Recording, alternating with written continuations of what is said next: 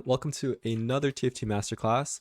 I'm Upsetmax, and today we are going to be doing an in-depth guide on how to play Trickshot Kaisa. So Trickshot Kaisa is one of the strongest comps right now, definitely the strongest 4-cost carry comp, and very popular, very strong, and we'll get into all the details that you'll need to know to maximize this composition.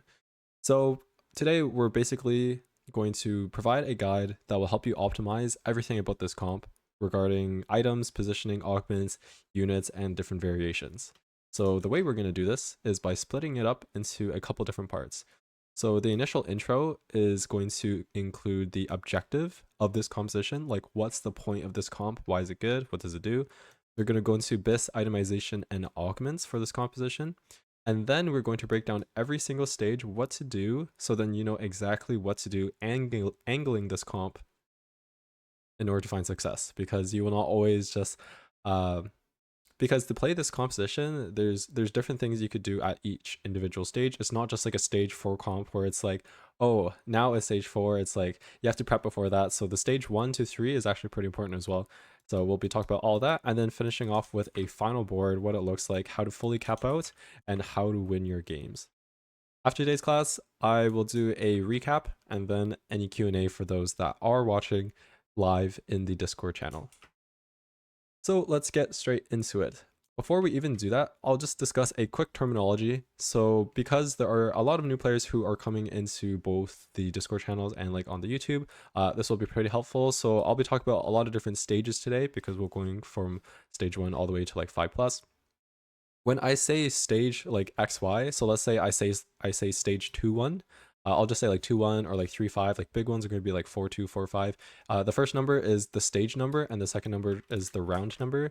So like when I say 2-1, it basically just means stage 2 and the first round of stage 2.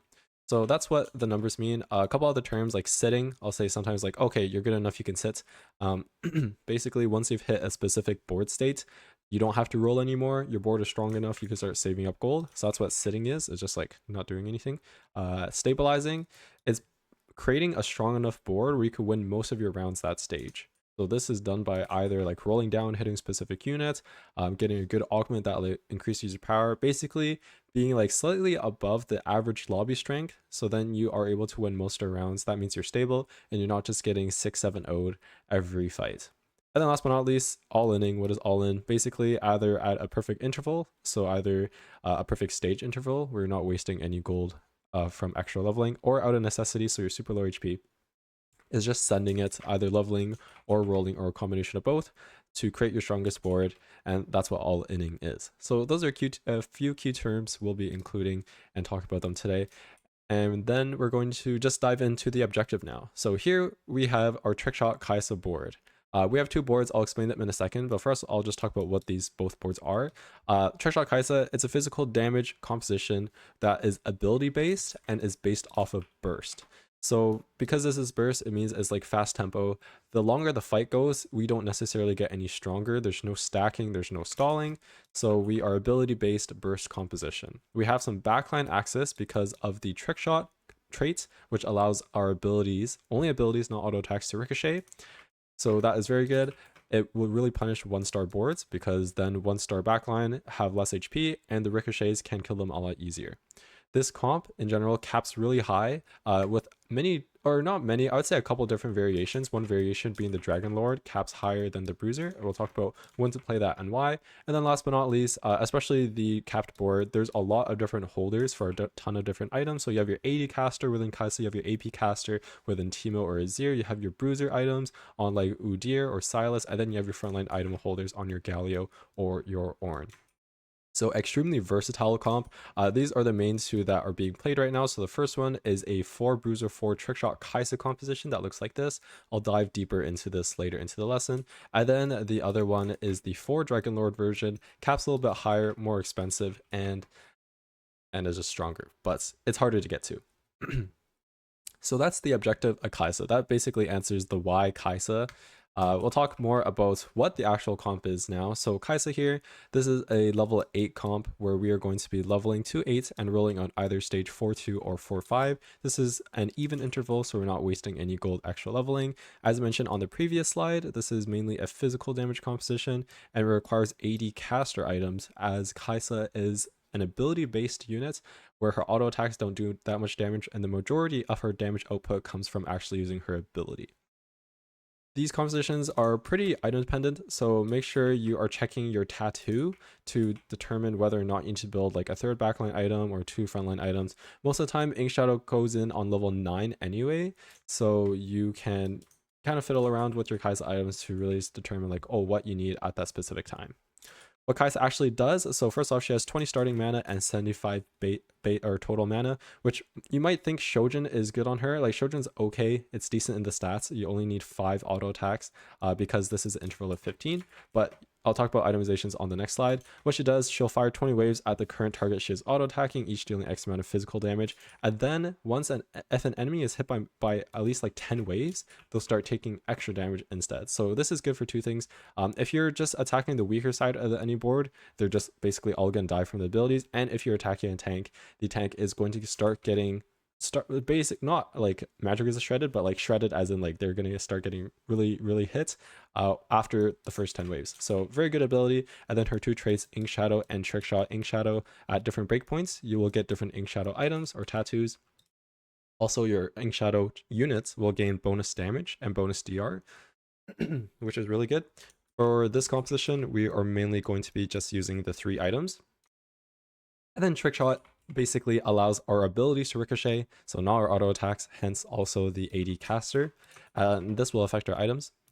It allows our ability to ricochet and hit many different units. So that is more of an intro of what Kaisa is. So we talked about why Kaisa and the objective. We talked about what Kaisa is in this slide.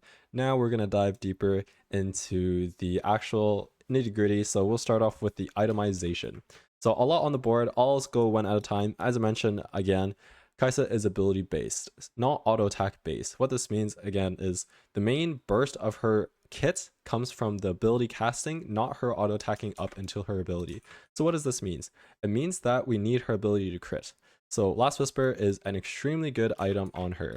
If you're trying to interpret these stats, basically I got these from tactic.tools, and the first one I include just like a generic, oh, Kaisa, 4 Trickshot, 4 Bruiser, that's what these symbols are. And also Last Whisper is extremely good on Kaisa, being able to sunder, and also with her Trickshot traits, she will able to hit many different targets and sunder many different targets as she's hitting them. Also, this is a consistent damage output, not just a one-off ability, similar to, or as opposed to Ezreal in the previous set, where it's like, okay, you did a one-shot ability, however, the ability does not take into account the sunder from the Last Whisper. So that's why it was not that good in that scenario, but here it is a constant, I guess, like flow of damage. So that's why Last Whisper is extremely good as a main item. And Infinity Edge because we want this ability to crit. So this is almost always going to be your best in slots, unless I guess if you have Jewel Lotus 3, then you can go for different items, but Last Whisper plus Infinity Edge. So as you can tell, based off of the delta, so the lower the delta is, the better the item is for this specific unit. Tattoo of Toxin is going to be the best tattoo that you want on Kaisa as a 3rd item. So ideally, in a perfect world, we have Last Whisper, Infinity Edge, and Tattoo of Toxin. Now, this is not always achievable because on the level 8 board, sometimes it's actually pretty tough to fit in Ink Shadow, especially if you're playing the 4 Trickshot, 4 Bruiser, you actually just can't unless you drop a Bruiser or something like that, or have a +1. But this theoretically is the best items for Kaisa, Last Whisper, Infinity Edge, plus the Tattoo of Toxin. And you can see even in the 4 Dragon Lord version, where we're only running 2 trick shots, the Tattoo of Toxin is still extremely good. Other items that are extremely viable, Deathblade, Giant Slayer, Guardbreaker, Hodge. Deathblade, Giant Slayer, extremely good. I think Guardbreaker, Hodge is more of a viable item if you have Last Whisper and Infinity Edge already created. So if you have like a Last Whisper and then like a DB, then you would rather go like an Infinity Edge as the 3rd. But if you have Last Whisper and Infinity Edge already built, then building the other crit items such as Hodge and Guardbreaker is definitely more viable. Items to avoid as we get into more of the positive delta. So positive delta now, these values, they are increasing on average, they are increasing your placements by like going like, oh, like below 4th place. So like decreasing your placement technically brings you closer to 1, but increasing brings you closer to 8th, so this is not good. Tattoo of Fury, not a good tattoo for Kaisa. Red buff and Ginsu's, because as I mentioned earlier, ability based, not auto attack based, so her auto attacks do very little damage. Actually, auto attacks more often or like faster with Ginsu's. It's just like not that much damage being multiplied, so a little number multiplied is just not that much. And then Spirit Shojin, it's okay. I think you can build it in certain scenarios based off your item economy and if you have like secondary carries, but it's not that good. In the 4 Trickshot 4 Bruiser version, it's a little bit more acceptable, but definitely I would leave it as a last resort. If you really have nothing else to build, then you could go for it. Other things to note, Tattoo of Bombardment is pretty good on Kaisa, as you can note as well. So in ratings of the tattoo, which you can check at the very start of the game, even on Carousel, open up your team planner and then pull in a Jax, and then you could check out the Ink Shadow, I guess like trait, and it will tell you what your tattoo is for the 3 Ink Shadow breakpoints. You can see whether it's like Toxin, like Bombardment, Protection, and you already know from there. So that is the itemization. I guess like as I was saying, like right before I went into the team planner, it goes the order of tattoos for Kaisa goes Toxin, and then Bombardment, and then Fury is last. So that is like the tier list for her itemization. But basically, this entire slide, what I'm trying to say is, number 1, Tattoo of Toxin is the best on her. Being able to do an additional damage as she is doing like a long duration of a cast and wounding all of the enemies that she hits will means 1, more damage, which is extremely good, and then 2, you don't need to build healing reduction. And then also the stats are not bad, like plus 25 AD, that's good. Like AP is not that good on Kaisa, but the other stats are extremely good. Plus Last Whisper and Infinity Edge is her BIS. So 1, 2, and 3. If you do not have the Toxin, that is okay. Still build Last Whisper, Infinity Edge if possible, and then one of these items. So this is the itemization specifically for Kaisa. If you're playing the Xayah version, which eventually you will, you'll drop Bard if you're playing the 4 Trickshot, and then Xayah is your second Trickshot in the Dragonlord version.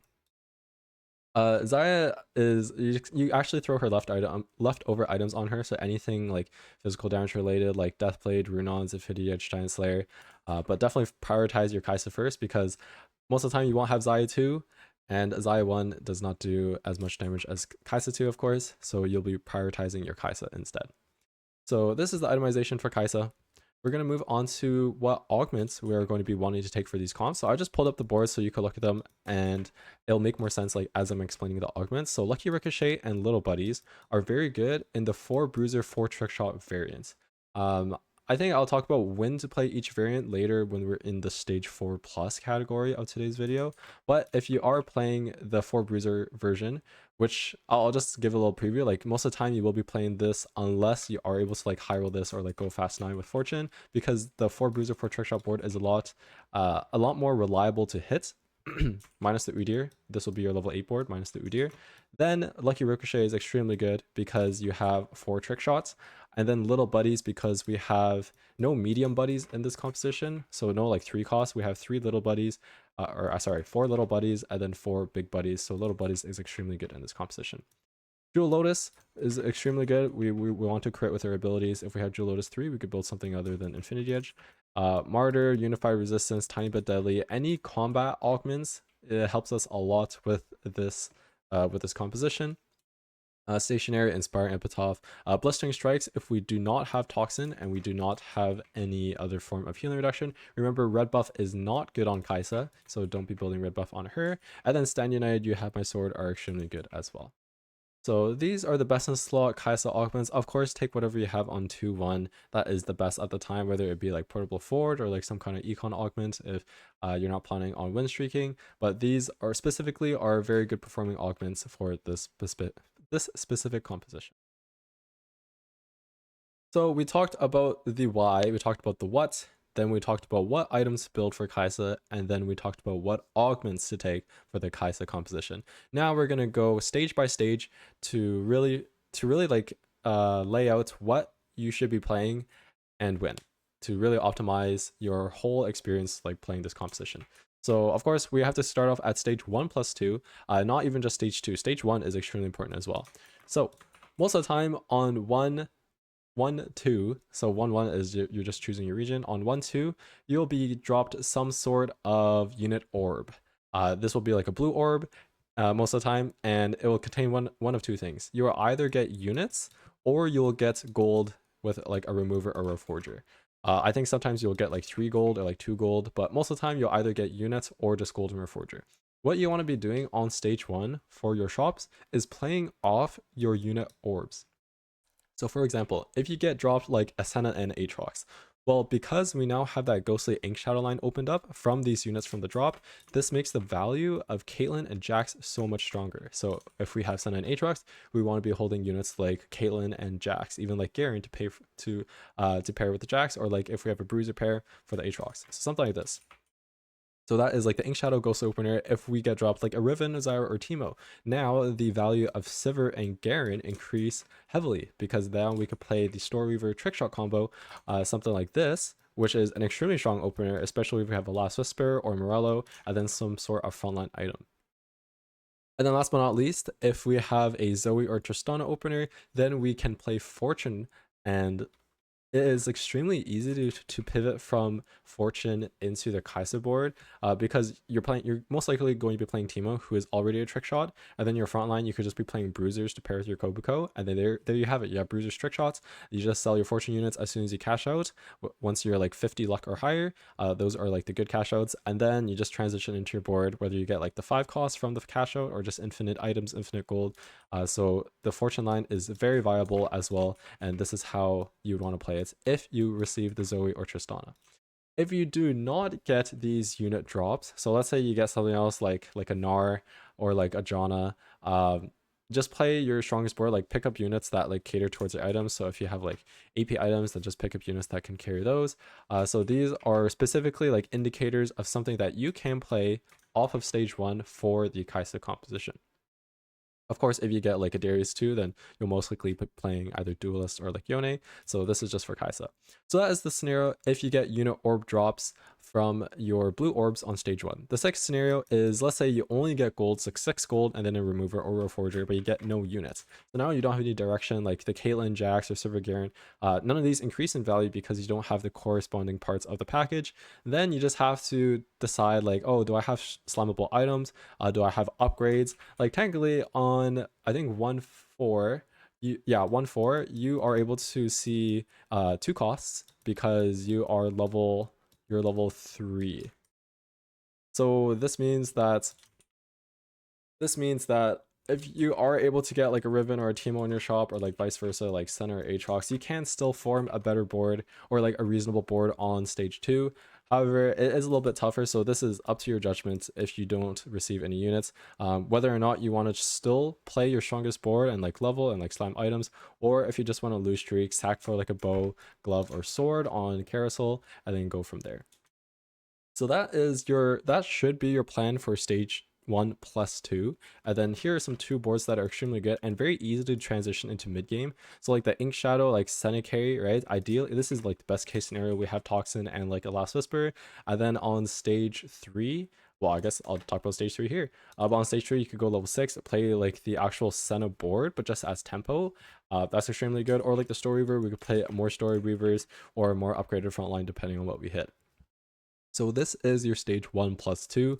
We're now moving on to our stage 3 now. So you have okay, technically you have 3 options, but you mainly have 2 options for your stage 3. The first option is if you're win streaking or tempo. So let's say we were given like a Senna Aatrox or a Senna Shen drop, and then we picked up our Jaxes, we picked up our Caitlyn's, we picked up our Aatroxes, we played a really strong board on stage 2. We're 5 streaking, and then 3-1 hits, we're like level 5, 40 gold, but we don't have any pairs, and we look around and someone has like a Yone 2, blah blah blah blah. Basically what you would do in that case is you can tech in Fortune for stage 3 and then win out stage 4. So that is one scenario. If you're tempo and healthy but your board has fallen off, then you could play Fortune for stage 3, lose, get a big cash out, and then win out stage 4. The first scenario, which I was trying to say, but I kind of mixed it up. If you are win streaking and tempo and you have a strong board and you end up, let's say, like in the center scenario, but you do have upgrades now, then continue pushing that advantage because you can win stage 3. Like your board is strong enough. Keep playing tempo. You're saving HP. You're making gold. You're you're hitting the entire lobby. If you're winning and you can keep winning, then keep winning. So that's the first option. The second option is if you were winning in stage 2, or at least like you're healthy, you played tempo, but your board has fallen off. Let's say we were playing the Story Weaver opener, right? So we didn't have Zoe, we didn't have Kobuko, and I think earlier I put this as like a Jax. So you're just playing like a standard or like a Riven. You're just playing like a standard Story Weaver Trickshot combo, which is fine. Like it's pretty good early, especially if you have the items.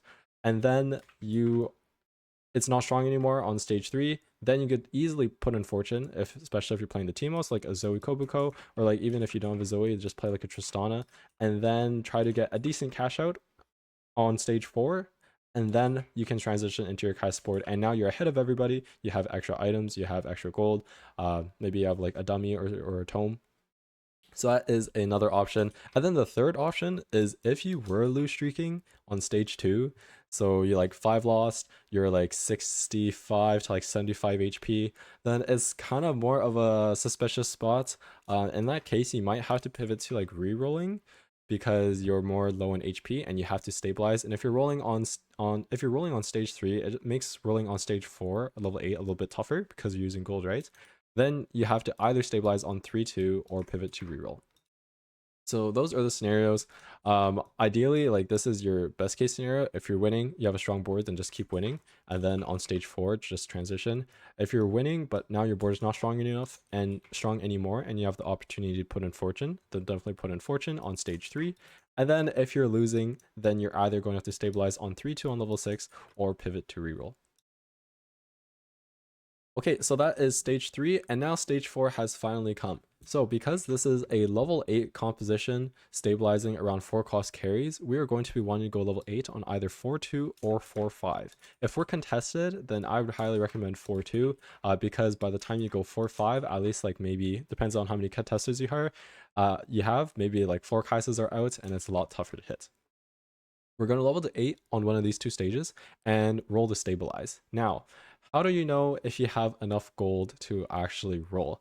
So I would say if you have about 25 to 40 gold to roll, that's like a decent spot. Of course, this depends whether you have pairs already or if you're contested.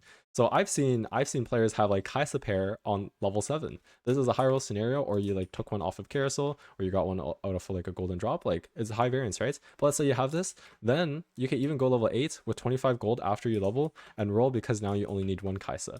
Or vice versa, if you don't have any pairs, right, but you have 40 gold, then that kind of counterbalances itself. So depending on your spot, if you have any pairs, if you're contested, between 25 to 40 gold, of course, like the more gold the better, but sometimes, especially if your board is weak, you cannot sack 4-2 and 4-3 HP wise, and then also contested for 4-5. That is the first scenario, or not even the first scenario, that's just like the first thing you should do for stage 4. Now, you might not always hit the 4 bruiser 4 trickshot board right away. Of course, the Dragon Lord board is more of a level 9 board, just because there's a lot of legendaries like Azir, there's Udyr. So just play your strongest board after rolling, even if you didn't hit everything. Like it's okay to not hit your Galio 2, Silas 2, Kaisa 2, all off of your initial roll down. Just play your strongest board. So like even something like this, like let's say we missed the Silas, right? Okay, well then let's just play like a Volibear, get the 3 Ink Shadow, at least like 3 item or Kaisa, or vice versa. If we have 3 item Kaisa, but then our Ink Shadow tattoo is like tattoo protection, then we still play the Volibear. We put protection on the Galio. So play flexibly depending on your roll down, which you hit. Maybe even hit a legendary, and this is like an Udyr instead, but you don't have a Silas, but you have like a Kobuko. Then it's like, oh, okay, well, like an Udyr for 3 Ink Shadow is stronger than a Kobuko for 4 Bruiser. So it's okay to not always play like the standard cookie cutter board if you don't hit, which is sometimes going to be the scenario. Like you have to be aware of like the low roll. So just play your strongest board even if it's not standard. Now, after you roll, you don't want to be rolling like every round to 0. You want to at least like try to stop at like 10 gold and then like maybe resend it on 4-5.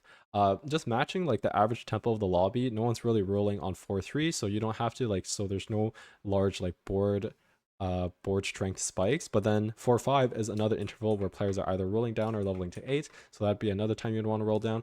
Regardless, once you've stabilized, like at least hit Kaisa 2 with like a strong front line.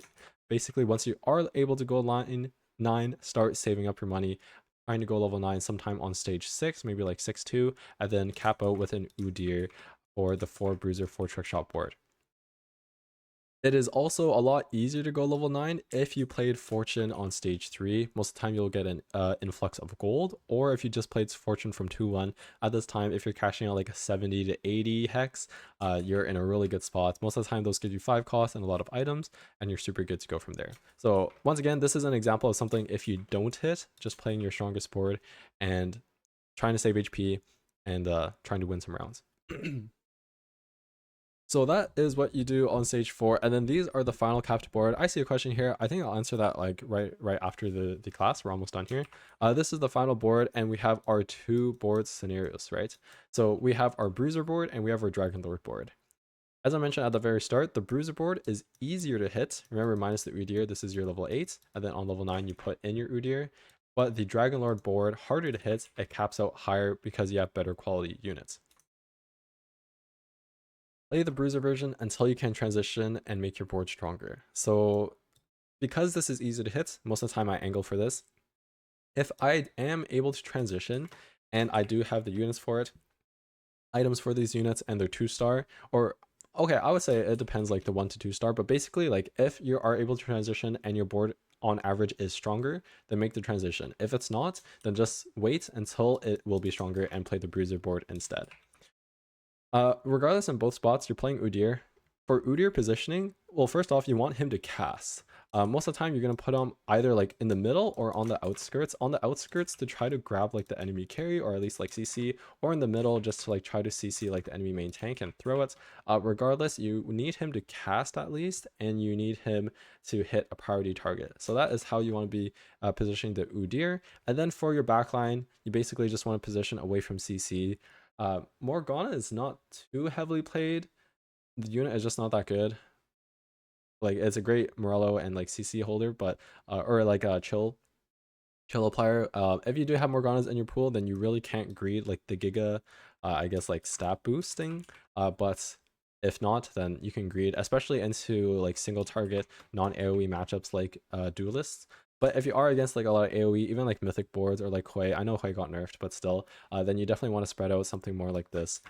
Even if you're playing the 4 Trickshot board, you just lose the silver value. Also, this Kale, if you don't have Shred early and you're playing around Storyweaver, then it's okay to go green. If you do have Shred early, or Sunder, sorry, then go red Kale instead, because AP is pretty useless on Kaisa, and then you want Lost Whisper on Kaisa anyway, and then you just swap these, like put Sivir up here, so then Kaisa is still able to get the Sivir ability attack speed, and then the starting attack speed from Kale, and you're good to go. So this is what the final board looks like. Try to end on this, and then on level 10, just play like any 2-cost legendary depending on what you need and depending on who you have itemized. Like even like Wukong is fine, like playing Alessandra, Hui, even like an Aurelia 2 is fine as well. So that has been today's class. I'll do a quick recap and then I'll answer the questions I see in chat. Today we talked about Trickshot Kaisa and the ins and outs and exactly how to play this composition. We talked about the objective, why this comp is good. We talked about what items to build on her, augments, and then what to do on each stage. So I'll just mostly I guess like reiterate the items. So item wise, Tattoo of Toxin is your best tattoo for this unit. Last Whisper plus Infinity Edge are her best items, with Deathblade, Giant Slayer, Guardbreaker, Hodge being extremely viable as well, as long as you have the first 2 items hit, or I guess built. Augments, any combat augment is extremely good. Like there's some specific ones, especially little buddies, that is very good as well. And then for your stage plans, number 1, play off of your unit orbs. Decide whether or not you want to 1-streak or lose streak. Stage 3, if you're winning, keep winning. If you're winning but can't win anymore, put in Fortune. And if you're losing, so then you have to stabilize on 3-2 and or pivot to reroll, because you can't lose out HP on stage 3. You just can't be getting like 6 or 7 owed every round. Stage 4 is when you want to transition, try to hit your Kaisa 2, try to hit a stable board, and then once you're stabilized, end off on level 9, and you're in a good spot to top 4. Or I mean, you could top 4 even on level 8. It's just a bit harder, depends on your lobby, but you are able to win out, especially if you hit like this board, level 9, with good items. So that has been everything for the class. I'll stop the recording now. If you're watching this on YouTube, make sure you join the Discord to attend these live, and I'll get